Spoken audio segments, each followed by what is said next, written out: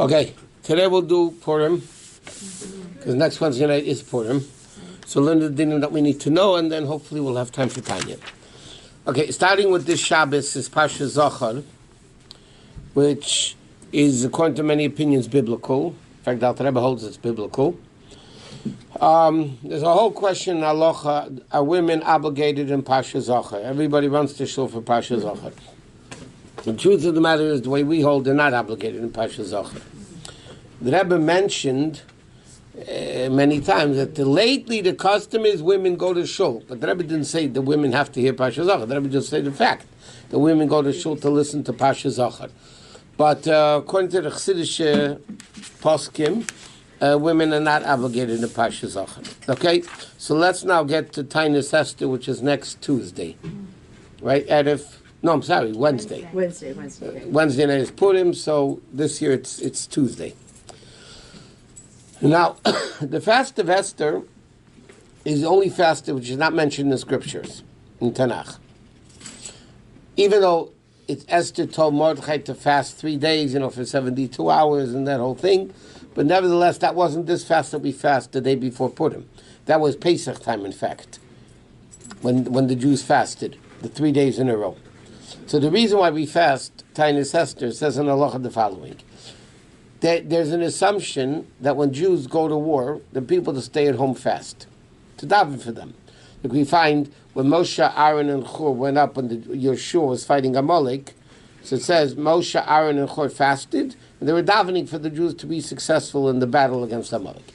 So therefore the din is that therefore Halacha says most probably in the days of Mordechai and Esther, because there was this decree against the Jewish people to fight, and they were fighting, so therefore they probably fasted the day on the 13th, because that's when they fought. So the people fasted, and then they won the battle, and on the 14th they celebrated Purim. But the Rebbe has a very interesting explanation why it's called Tainus Esther. Why is it called Tainus Esther? So the Rebbe said like this: the din was that people that go to war, the soldiers themselves are not allowed to fast. They need to be strong. So Purim, the decree was against every man, woman, and child. That means every man, woman, and child had to fast. Had to fight. If they were fighting, they weren't allowed to fast. There was one person, though, that was able to fast. Esther, she was safe in the palace. Nobody was going to touch her. So the Rebbe explains one of the reasons why it's called Tainus Esther is because Esther was actually the only one that fasted. Because everybody else couldn't fast. They were all being fought against, and they all had to eat. Okay. So therefore, the bottom line is, it's not as strict of a fast as all the other fast days. And therefore, if somebody has to be lenient in fasting, whatever it is, they're able to be more lenient because, again, it's not a fast which is mentioned in scriptures. Now, also our custom is that Wednesday, I'm off a day. Wednesday, before Mincha, you give machzis a shekel, the half a shekels. Now you have to give, it doesn't have to be silver, but it has to be a coin which is half of the currency of the country. 50-cent piece. Right. But you can't give 2 quarters. Right. It has to be a 50-cent piece. Right. The custom is to give 3 $50. Why? Because the Torah mentions Truma 3 times when it comes to the Machzis shekel. So therefore the custom is. Now, there's a big argument in Halacha, from when does it start? Does it start from 20? Because in the time of the biblical times, the Torah says clearly who had to give half a shekel to 20-year-olds.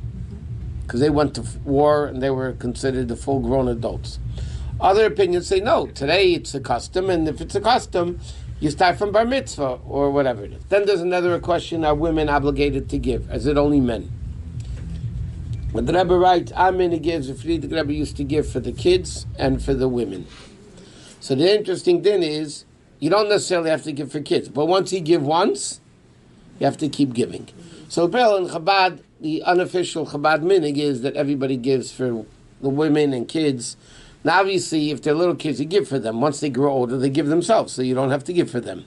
But the minig is that women that live alone should give their own machzis shekel. Okay.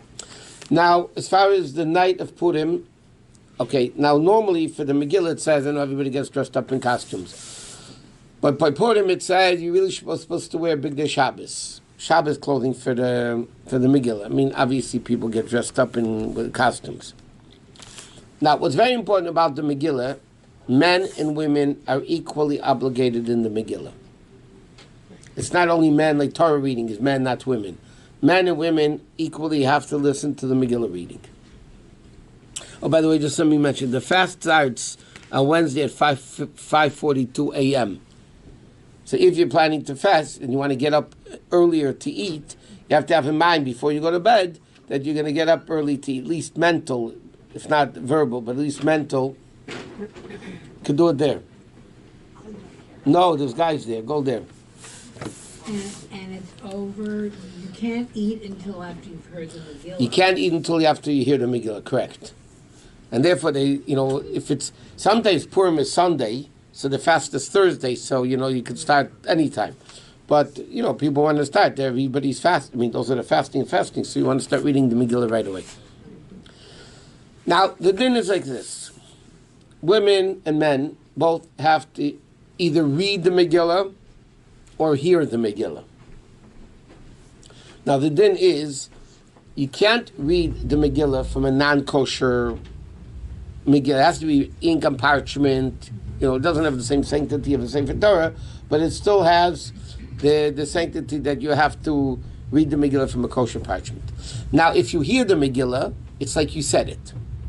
There's a concept in Halacha called Shomea Ka'oneh. You hear Kiddush, it's like you made Kiddush. You hear the Megillah, it's like you made the Megillah. You read the Megillah.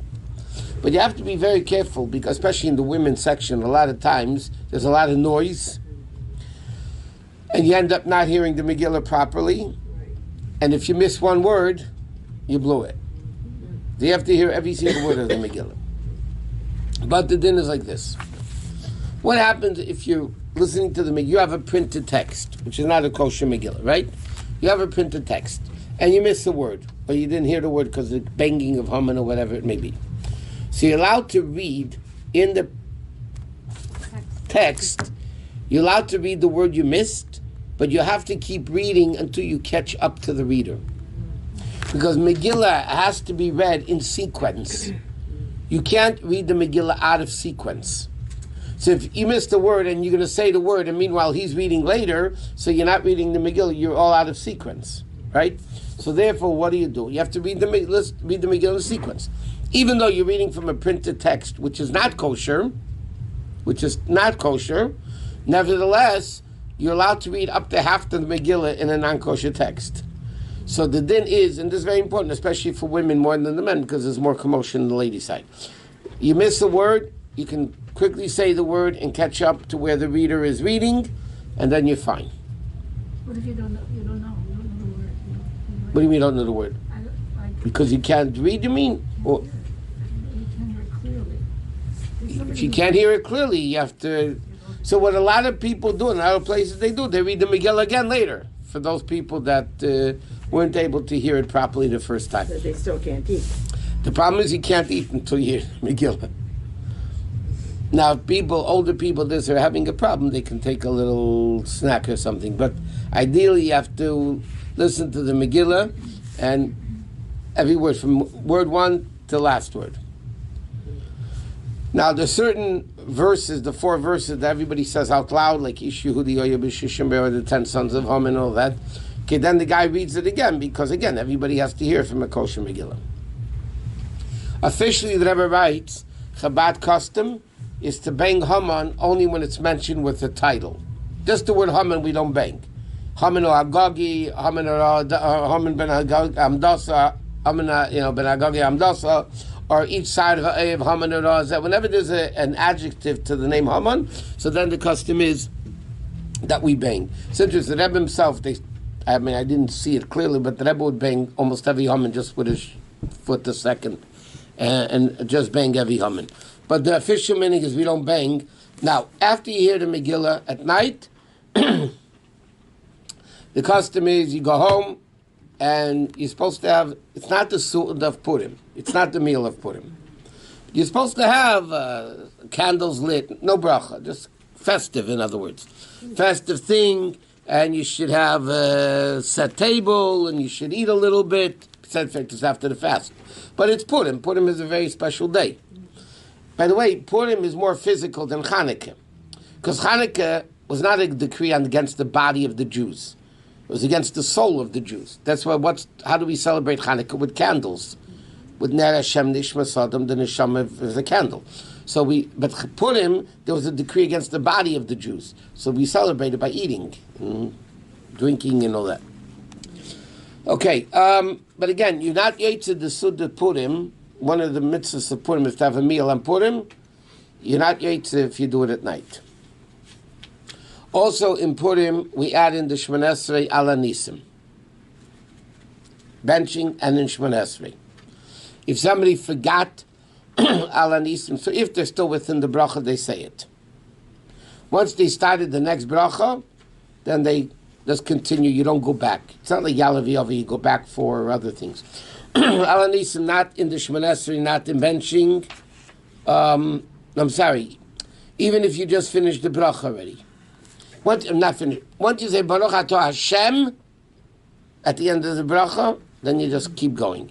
If you say Baruch Atah, then you say Ala Nisim and you continue where you left off.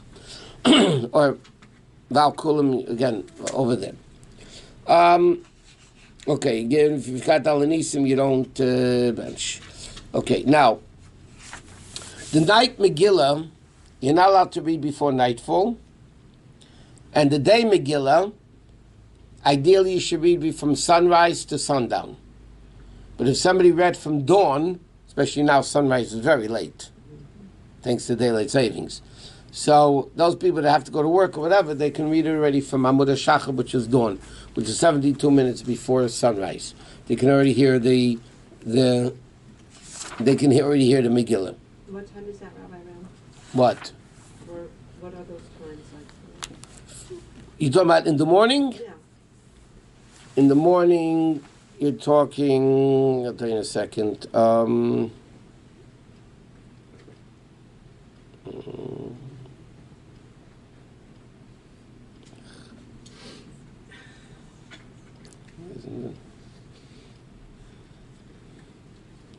It's not working, it's not cooperating. I don't want today. Ugh.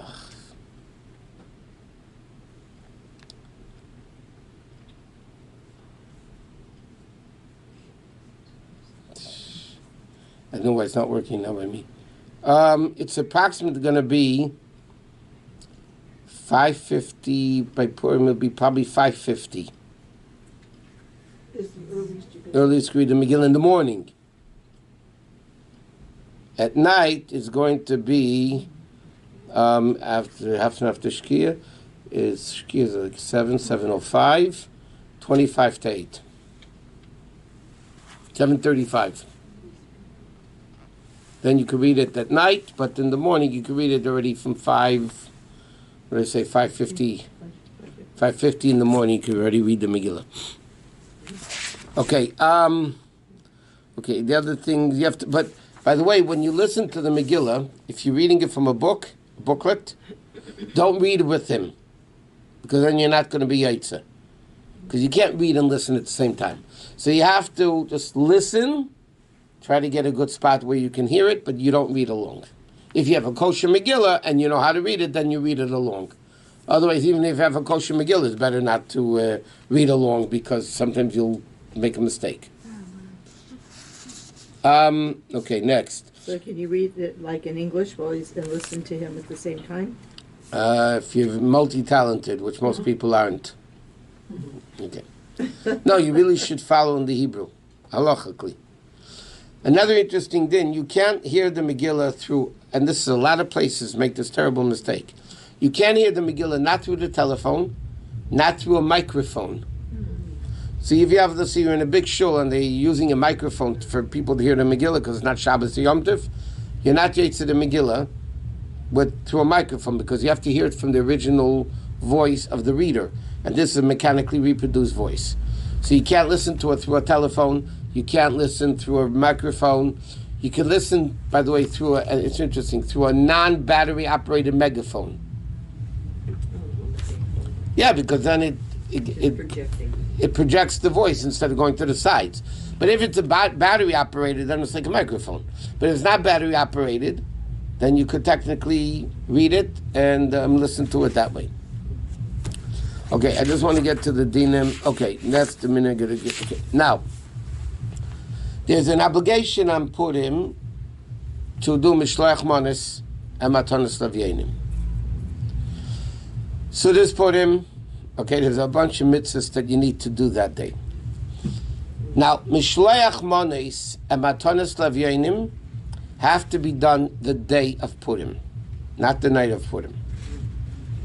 You have to do matanos lavyenim the day of Purim, and mishloach manos has to be done the day of Purim. And therefore, as I mentioned every year, they have these what's called Purim shuttles, Yes. which are wonderful, but most probably you are not yetzer the mitzvah mishloach manos with it. It's a good fundraiser, it's good, but practically speaking, you're not going to be yetzer mishloach manos through the Purim shuttles for a few reasons. Number one, a lot of them they deliver before Purim, or Purim night. Whoever is delivering, they see something. Oh, here's the Purim shuttle, and then you're not getting it done during the day, which you have to do. Secondly, mishloach manos, according to many opinions, has to be something substantial. According to many poskim, it should be, let's say, a kazayas of food and a revius, 3 ounces of drink, or 2 different foods. So let's just discuss mishloach manos first, what the din is, and then we'll get into the shuttle problem. Mishloach manos, by the way, this conception that it has to be 2 different brachas is a baba maisa. There's no such thing. Mishloach manos has to be 2 edibles. You can give an apple and a pear, which are both ha'etz, and you're 100% yetzer the mitzvah mishloach manos. It does not have to be 2 brachas. Okay. The Rabbi writes, the Chabad minhag is to give food and drink. Okay, that's what the Rabbi would give, let's say, a bottle of mashke with an orange, with sometimes with a homiktash, whatever. That's what they would give to a few people. But you have to give an edible that's ready to eat. Okay, it has to be, it can't be raw chicken. You have to give food that's ready to eat. Okay? What's so funny? Raw chicken, I think, is hysterical. Well, it can't be like a salad that you have to wash off. No, that's edible as is. I mean, you want to wash it, but it's edible. You don't have to cook it. You don't have to bake it. You don't have to fry it. Could you give a pineapple or a watermelon? You have to cut it. No, that's cutting it, any food. But it's ready to eat. You don't have to do anything. You don't have to cook it. You don't have to prepare it. Right. Not raw. What? Different kind of candies like bubble gum and Mike and Ike, and is it considered 2 kinds or? Yeah, Yeah. Okay. 2 different types of candies. Is it considered? You can't give. I don't think you can give 2 Mike and Ikes with 2 flavors. Because first of all, it's too small. According to many opinions, it should be a kazais, which is, by the way, a problem with the shuttles. Because let's say, for argument's sake, 25 people are sending to you in the shuttle. You don't necessarily have, that means you would need, in the shalach manos, 50 ounces of food. Wow. Because every person needs to send 2 kazaisim, right? Yeah. Now, if the shuttle has, let's say it's whatever, they want to make money, so they don't give you too much. 25 people are sending a shuttle to somebody, and there's only 15 ounces of food in the shuttle, let's say, just for argument's sake, right? So then you're not really yotze, according to many poskim, because you're not getting 2 kazaisim of food. It has to be a choshev thing. So I always tell people, even if you do the shuttle, you should do 1 mishloach manos properly. To make sure it's done properly and correctly, because again, the shuttles can come at night, the shuttles can come after Purim. In fact, there's a whole interesting shaila in halacha. What happens if I send it Erev Purim, and you get it on Purim? I overnight a mishloach manos Wednesday, and you get it Thursday. Is it good or not? Or other people have to reverse. I send it Thursday, and you get it Friday. So I sent it, but you didn't get it. So because there's a whole argument in halacha about that. So the best thing is you send it and make sure they get it on the same day. Then everybody says it's good. And that people should at least do one Mishloach Manos properly to... Now, the thing by Mishloach Manos is you have to send men to men and women to women. Okay. Right? You can't... you have to send men to men, women to women. Matanis Lavyanim, which is 2 coins or $2 to 2 different people, that could be men to women or woman to men. Say, you know, a poor woman, a man can give her, or a woman knows a poor man, she can give him money. But it has to be 2 givings to 2 people. Mishloach Manos is 2 givings to 1 person, and Matanis Lavyanim, the gift for the poor, has to be 1 giving to 1 person and 1 giving to another person. And that has to be sent and given on Purim day. Preferably it should be given on Purim. Now, Shulchan Aruch says, what happens if you live in a place there's no poor people around you? So you designate the money on Purim, put it aside, and then when you find a poor person, you give it to him. Does that have to be done, Matanis Lavyanim, can you do it with it through a shliach? Or do you have to do it? You could do it through a shliach also. It's interesting. The custom is to do Mishloach Manos through somebody else, because the expression is Mishloach Manos, which means shliach. But what happens? You don't have little kids around to bring Shalach Manos. So, halachically, if you give without a shliach, just give it straight to the person, you're still yaitze. You still did the mitzvah 100%. It says customary to give it to a shliach because it says the expression Mishloach Manos. Matanis Lavyanim could be. Is that the day that if anybody asks, you have to give? Yeah, whoever asks, you have to give. Can you give money to organizations? It's best to give. Machzor says shekel is you given usually to shuls and things like that. Matanis Lavyanim halachically really should be given to poor people. So here they have Tomchei Shabbos, you know, you have the organization they give out to poor people. And as long as you give them the money, you know, on Purim, even though they're getting it afterwards, it's still good. You mean Tomchei Shabbos? Tomchei Shabbos and things like that, yeah. It's better to give somebody that's standing on the Or if you know somebody personally, you can give it to them. It's not a problem. Okay, there's also an obligation on Purim to have a meal. So does Purim. Now, usually the custom is, the practical aspect of it, is you daven an early mincha, and then later you have the meal. Most of the meal should be done during the day, even though it goes into the night, you still say Al Anisim in the benching, but you're supposed to Halacha says, you're supposed to have the majority of the meal during the day. But Halacha says, if you want, you can make the meal in the morning. You can make it instead of 6 o'clock or 5 o'clock, you can make it 10 o'clock if you want. And it's 100% good. In fact, when Purim falls out on Friday, then you have to have it in the morning. But L'chatchila, it says in Halacha, if you want, you can make the Sudas, put them in the morning. Now, there's a whole argument in Halacha, do you need to wash for bread? Do you need to have meat? There's different opinions. The minig is, you wash for bread, or challah, whatever. You don't need lechem misha, you don't need the 2 breads. But you wash, and you have, many people have kreplach, which is meat covered with the dough. And there's another interesting thing with the Megillah reading, by the way. You make shechiona, the Megillah reading at night. During the day, our custom is also to say a shechiona on the Megillah reading, which also goes, by the way, when you hear the shechiona during the day, you have to have in mind it goes also on the other mitzvahs of the day. Mishloach Manos, Matanis Lavyanim, Sudas Purim, and all that. But it's interesting, the Alter Rebbe paskins in Siddur, you don't make a shechiona during the day. The Alter Rebbe says clearly, you don't make shechiona Purim during the day, and the Megillah.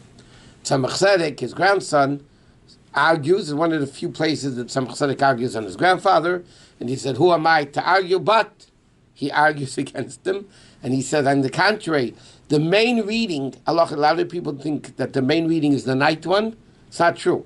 According to the halacha, the main reading of the Megillah is the day reading, not the night reading. The day reading is more important than the night reading. You have to hear both. But of the two, the day reading is more important than the night reading. So and therefore, shechiona goes on all those things also. So the Tzemach Tzedek rules that you make shechionu, and that's our minig, that we... Rabbi? What? You know, it's interesting, if I'm not mistaken, that sometimes when you talk about tzedakah these days, we don't get the bracha when we get tzedakah because You know, like a person would, by the time they would, give Well, it. that's the Hasidic reason, not the halacha reason. Yeah, But it's interesting though in Purim though that there is a bracha on tzedakah. there isn't. Well, you're giving like a shechanyanu, right? The Shechianu is not a bracha on tzedakah. Shechianu you're saying on the Megillah, but it also includes the special mitzvah of the day, which is Sudas Purim, Matanas Avyen, Mishlach Manas, all the things. You're not making a bracha on tzedakah. Like this is bracha b'yashik, Shana b'mitzvah tzivanu, litain tzedakah, or on the sin of tzedakah. But you're not making it, you're making a Shechianu on The general. the general thing. Okay, it's interesting, Purim and Shushan Purim, a mortar in the middle of Shiva doesn't wear the mortar's clothing. Private things they have to keep, but they don't wear the torn clothing, and they can wear the regular clothing. Let me see if there's anything else. Basically, it's preferred not to do work on Purim, and if you do, you don't see a bracha from it anyway. Make sure you say Al Anisim, do all the mitzvahs of the day, and basically, unless you have any questions about Purim. If not, move on to Tanya. Okay. Why is it more important to hear during the day than night? The Gemara says that the main one is during the day.